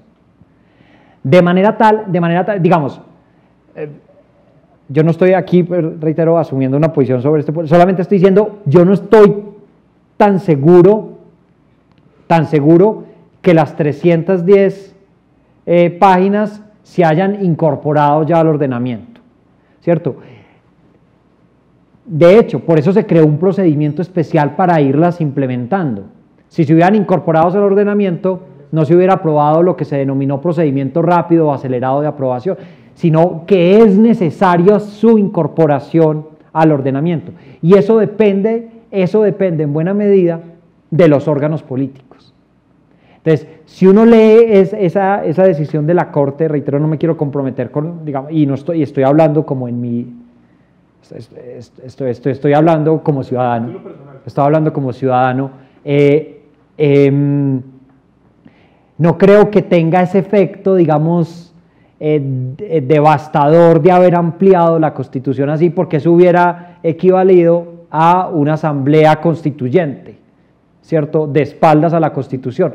Y creo que finalmente la decisión de la Corte muestra que ese no es el resultado, Ahora, los desafíos que se generan de la obligación de cumplir los acuerdos, porque esa sí es una obligación que estableció el Congreso. Dice, existe una obligación de cumplir de buena fe los acuerdos. La Corte dice, esa es una obligación de realizar los mejores esfuerzos para cumplirlos. Pero, en el fondo, es una obligación. Si ustedes me dejan utilizar esta expresión, porque también la puedo utilizar porque el comunicado lo utiliza, es una obligación de medio, de hacer los mejores esfuerzos. Entonces yo creo que el panorama, si uno se opone, si uno no está de acuerdo con muchos de los contenidos del acuerdo, no es tan grave como para decir que están ya en el ordenamiento, pero tampoco uno puede decir que el Estado no tiene alguna, y que las autoridades no tienen alguna obligación de cumplirlo. Pero antes de esa decisión, el panorama de los críticos del proceso de paz era mucho más complicado, porque la Corte intentó, porque cuando un ciudadano se enfrentaba al texto de ese acto legislativo, decía, no, se incorporaron muchos contenidos, porque dice el acto legislativo, serán referentes de validez, de desarrollo y obligatorios parámetros de interpretación los contenidos del acuerdo que correspondan a normas de derechos fundamentales y a derecho internacional monetario y a derechos conexos. Eso es lo que dice el acto legislativo. Sin embargo, la Corte dijo, no, esto hay que entenderlo así. No se puede privar a las autoridades de sus competencias para elegir los medios. Existe una obligación. En principio no se pueden contradecir los fines del acuerdo, pero su pregunta es muy difícil, pero indudablemente es un referente que aparece nuevo a través de un procedimiento inusual, ¿cierto?, como son los acuerdos. Entonces, la Corte se dividió, 3 magistrados, todos estuvieron de acuerdo en declarar exequible el acto legislativo. 3 magistrados dijeron que ellos tenían desacuerdos sobre si era o no bloque de constitucionalidad, porque la Corte definitivamente no lo dice, o sobre si eran acuerdos especiales en el sentido del derecho internacional humanitario. Otros 4 o 5 magistrados se reservaron la posibilidad de aclarar el voto, según como quede el texto definitivo de la providencia. Entonces, doctor, yo creo que hay que estar atentos a ver cómo termina la sentencia, pero yo no creo que se hayan incorporado las 310 hojas a la Constitución. La expectativa de que así lo hubiera hecho el acto legislativo por la decisión de la Corte queda limitada. Dele una mirada en detalle a las palabras que utilizó la Corte en ese comunicado de prensa y se va a ir descubriendo hay muchas cosas. Muchas cosas.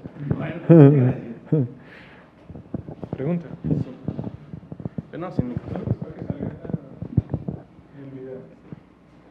Mejor no salir en el video. De antemano, muchas gracias por la conferencia. En primer lugar, estoy completamente de acuerdo con que la constitucionalización del derecho privado, del derecho de seguros, pues es una realidad que ya toca afrontar, y como realidad pues hay que tomar una postura, y la postura de muchos abogados y la postura académica que hemos tomado muchos es un poco una postura pues intermedia.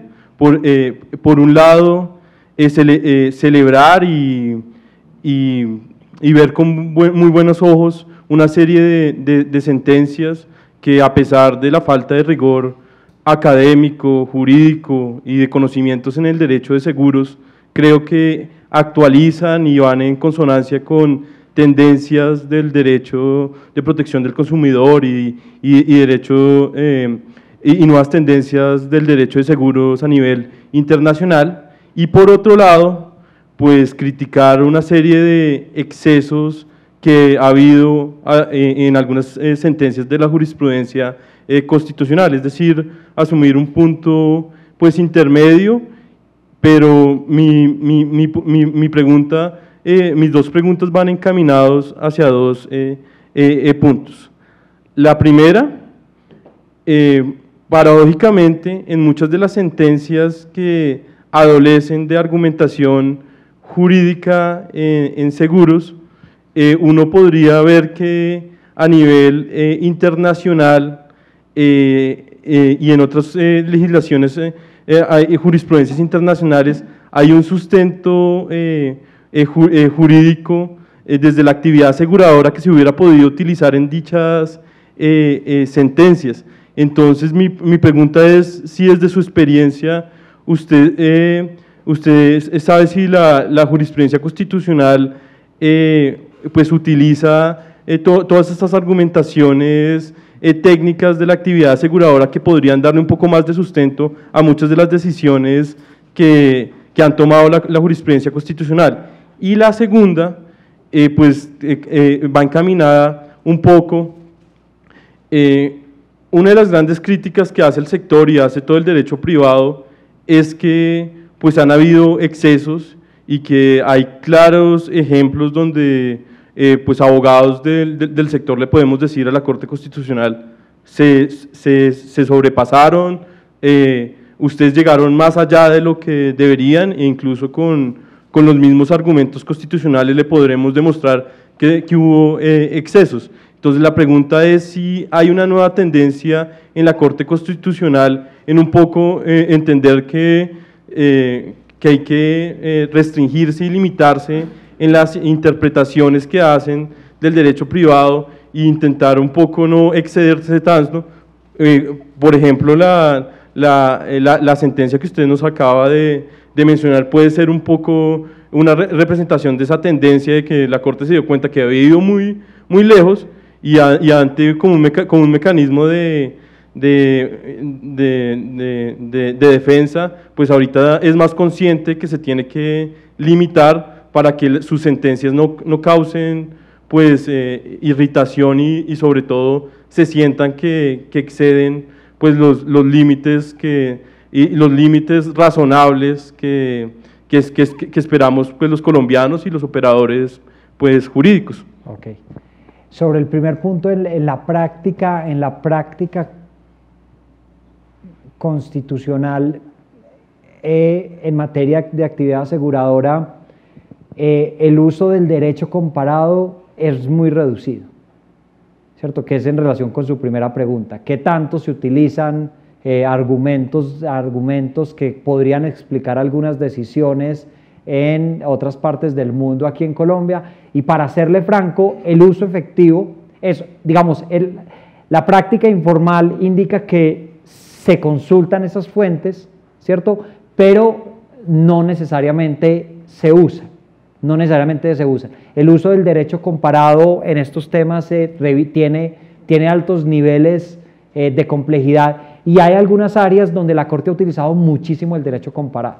Por ejemplo, en materia de reparación, del derecho a la reparación, digamos, en verdad, justicia y reparación, el derecho comparado ha sido muy útil. Si usted me pregunta si la actividad aseguradora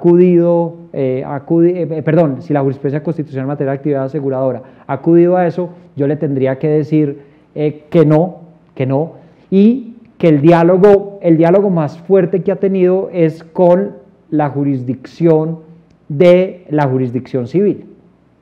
Uno encuentra muchas decisiones de la Corte, por ejemplo, explicando el seguro grupo de vida deudores, en que se apoyan en pronunciamientos de la Sala Civil, en una especie de diálogo institucional, digamos, con el órgano competente para decir prima facie la última palabra sobre el derecho civil. Prima facie, ¿cierto? A primera. Entonces, Creo que el diálogo con otras cortes se ha sido fuerte, pero no tanto con el derecho comparado. Y sobre lo segundo, esa es una pregunta muy difícil, porque yo no creo que hayan existido algo así como momentos de efervescencia de una corte descontrolada y momentos de temor, de huida, de una corte asustada, que no es la palabra que usted utilizó, sino una corte respetuosa en general de algunas ideas muy importantes en el derecho seguro. Yo creo que antes y después, hoy y antes, están las tensiones allí presentes. Un ejemplo es la posición de Tafur sobre cuál debería ser la orden. Esto corresponde, la T 1118 del 2002, entre la 1118 del 2002 y la T, esta es del 2007, no del 2017, perdón. Y esta es, perdón, sí, aquí tuve un error, y esta es del 2006, T517 y T416 del 2007 corresponden a un mismo periodo de la Corte, y sin embargo con muy intensas discrepancias sobre la orden. Aquí celebra en condiciones de igualdad, cotice, y aquí no se le ocurra, juez constitucional, dar una orden de contratación, ¿cierto? Una idea que quisiera plantear es la siguiente. Parece que alrededor de ciertas premisas toda la Corte se pone de acuerdo. Acerca de la idea, por ejemplo, el derecho de seguros no es ajeno al impacto de la Constitución. Pero los matices, digamos, se ven en los detalles, como esto. Ahora, en la actualidad hay una disputa muy fuerte alrededor de este problema, el problema de la reticencia, y uno sí ve, y esto lo digo porque se refleja evidentemente en esas sentencias y en los salvamentos, donde concurren diferentes posiciones. De manera tal que si su pregunta es si en este momento la Corte va como en otra dirección, en el sentido de desconstitucionalizar un poco la actividad, yo creo que uno no podría afirmar con certeza eso. Creo que hay decisiones muy cercanas en el tiempo de intensa constitucionalización, pero también hay sentencias también muy cercanas de intentos de desconstitucionalización. Algunas sentencias de estas, por ejemplo, la T570 señala que la acción de tutela, digamos, la Corte resuelve como condición de procedencia el problema de fondo. Entonces prácticamente dice, si aquí no está probada la violación del derecho, la tutela no procede. No es que no haya violación, no es que se niegue, sino que no procede porque existen otros mecanismos. Entonces siento yo que, y yo no me atrevería a afirmar que hoy exista, y creo que la composición de la Corte, lo interesante de la composición de la Corte es que permite que coexistan miradas, claro, y evidentemente hay jueces de la Corte con una visión de mayor intervención y unos jueces de la Corte con una visión de menor intervención. Y esto es fruto de que la Constitución es una Constitución, digamos, abierta. Debe ser muy difícil para los jueces de la Corte decidir sobre la base de normas tan abiertas. ¿Qué significa el derecho al mínimo vital en el caso de la Modelo? Muy difícil, muy difícil. Entonces yo no sé si le contesté, pero esas son más o menos las ideas. Sí, me permite un comentario, más que una pregunta. Claro. La Corte en algunas sentencias de tutela, de estas que ha reseñado, adopta el criterio o se ha referido al argumento de la buena fe, y sí, dice, la obérrima buena fe que se predica en el contrato de seguro, dice, pero es que es de doble vía, no es solamente para el tomador o asegurado, sino también para el asegurador, y dice concretamente que eso se debe reflejar en evitar el asegurador las exclusiones redactadas de tal manera, de forma ambigua o de manera excesiva, de manera que invalide, que llegue a invalidar o que llegue a ser inane el riesgo.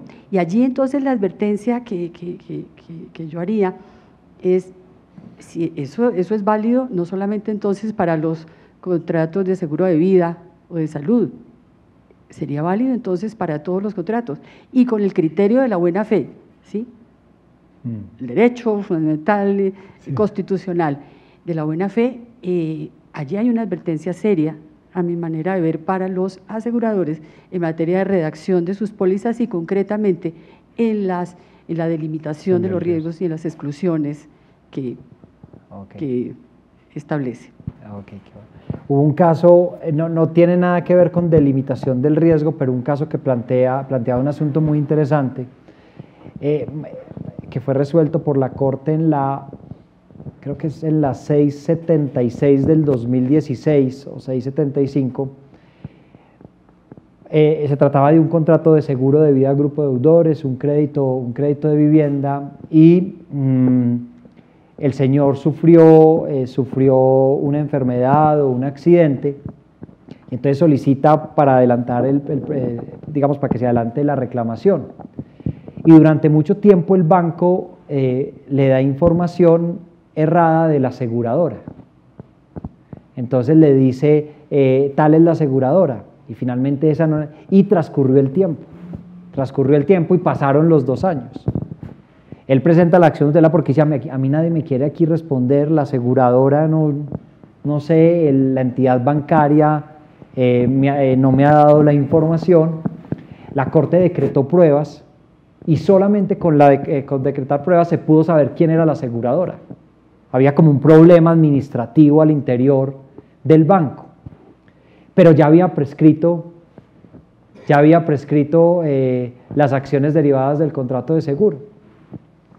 Lo que dijo la Corte después de analizar la buena fe, el deber de información de las entidades financieras en particular, es que el banco había incumplido ese deber de información y que eso había conducido a que las acciones derivadas del contrato de seguro prescribieran, y que eso entonces había dado lugar a la pérdida de oportunidad, y le ordenó al banco asumir el 90% del crédito.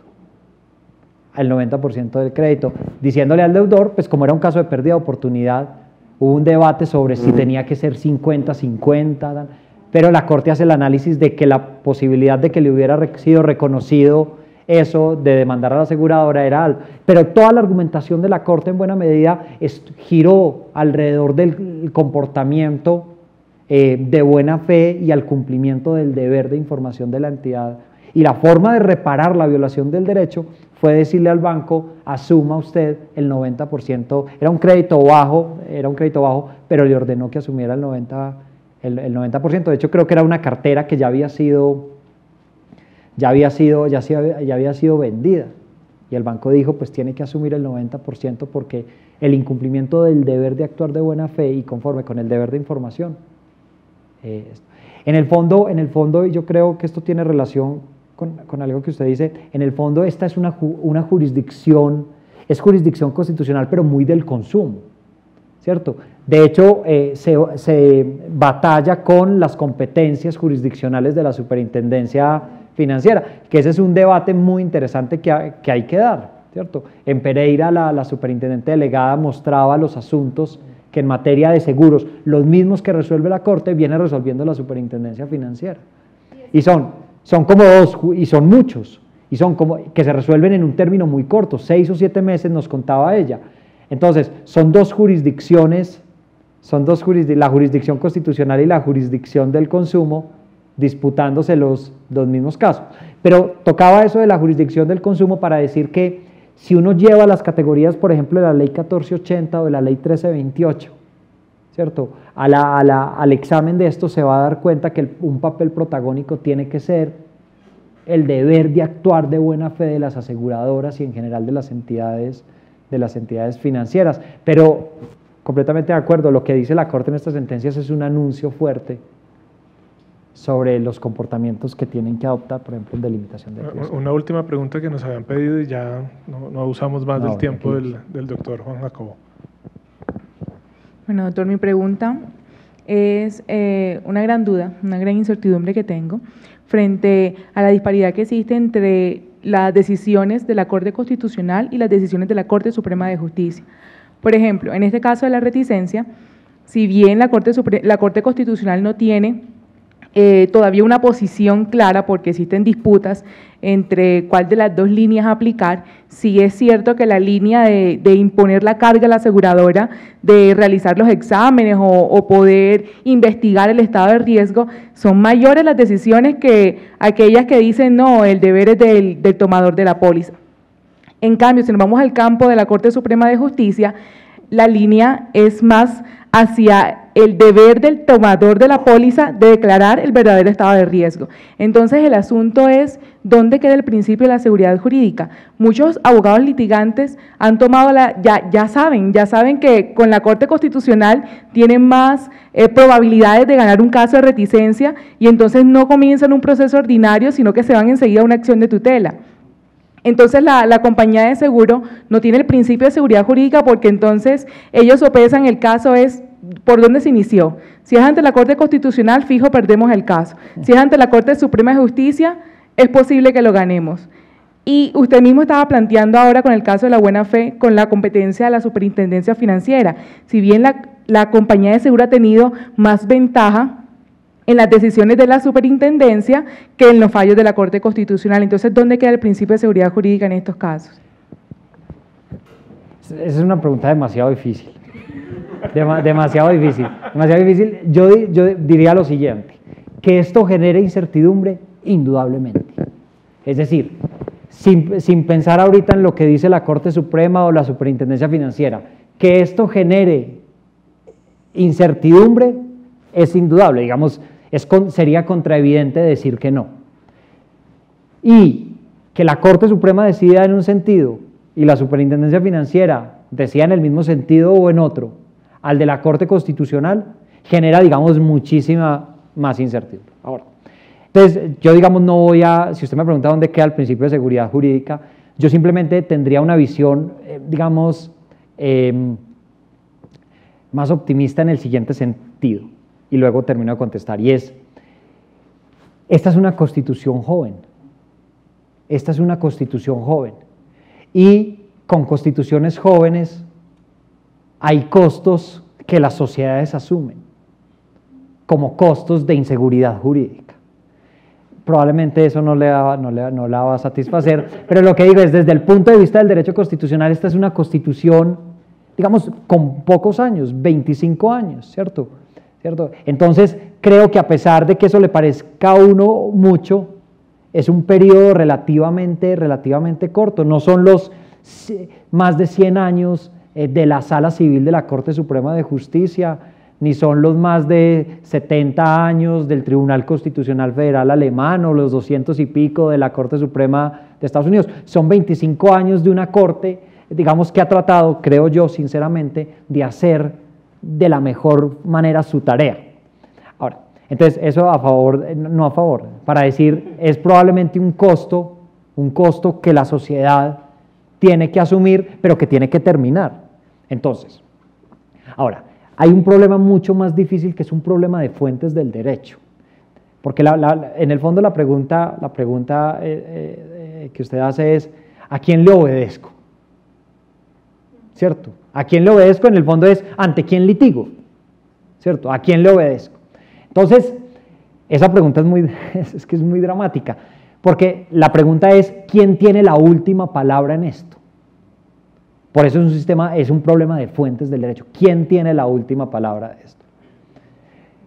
Y si usted me pregunta a mí, yo creo que si uno lee el artículo 241, dice, a la Corte Constitucional se le confía la guarda de la integridad y supremacía de la Constitución.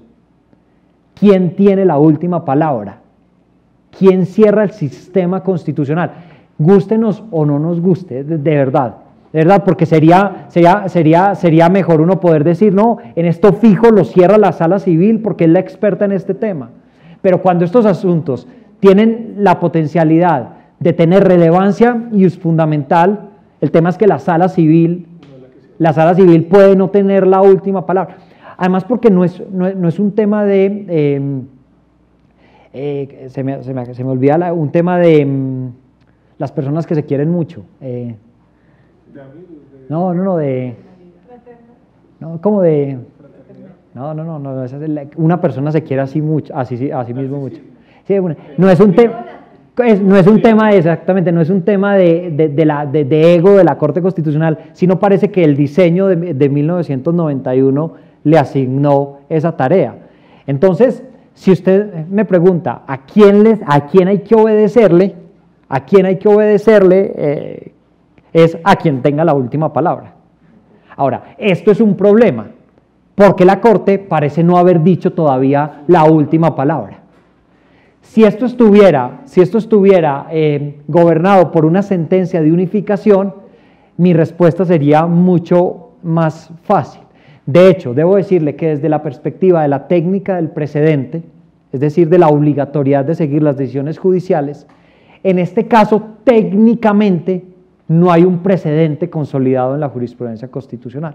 De manera tal que si un juez sigue esta postura o sigue esta postura, no estaría violando el precedente, si un juez ordinario sigue esta postura. Había un juez famoso en la Corte Suprema norteamericana, creo que se llamaba el juez Jackson, que decía, allá se plantea, digamos, el mismo problema de quién tiene la última palabra, y decía, los jueces del Tribunal Supremo no somos infalibles, no somos el final porque seamos infalibles, sino porque somos el final. ¿Cierto? Un poco diciendo, es probable que las decisiones sean equivocadas, pero alguien tiene que decir la última, y creo que no es autoritario, sino que es decir cómo se cierra el sistema. Ahora, en contra de esto, de lo que yo le acabo de decir, pueden existir muchos argumentos. Decir, no, quien cierra el sistema en temas de seguros es el órgano que cierra el sistema en materia de jurisdicción civil, que es la Corte Suprema de Justicia. Pero inmediatamente uno se pregunta, ¿pero contra una decisión de la Corte Suprema de Justicia cabe la acción de tutela? ¿Cierto? Y entonces la respuesta, ¿y quién tiene la última palabra sobre una acción de tutela? La Corte Constitucional. Entonces hay como un diseño orgánico que conduce ¿a qué? ¿Sí o no? Es más o menos esa idea. Pero muchas gracias por la pregunta. Mil gracias a todos, los invitamos a un refrigerio y bueno, muchísimas gracias por su asistencia y nuevamente al doctor Juan Jacobo, muy amable.